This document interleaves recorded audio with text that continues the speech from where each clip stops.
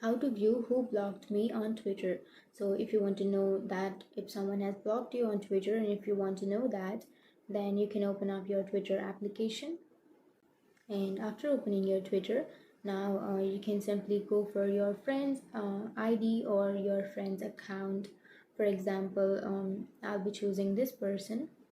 So here I don't have someone that has blocked me, but if you are like if you have a doubt that this person may have blocked me, then you can simply go for the search icon, which is on the bottom left, and then you can search for a person, a random person that you think that they might have blocked you.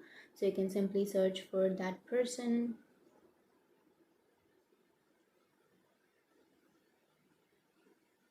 And after searching, if you go to their profile here, I don't have that interface, but you can get a page which says this person has blocked you, and you cannot message this person or you cannot see their post or tweets.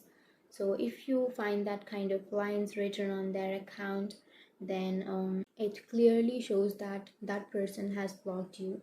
So in Twitter, it clearly shows if someone has blocked you, but for now I don't have anyone that have blocked me.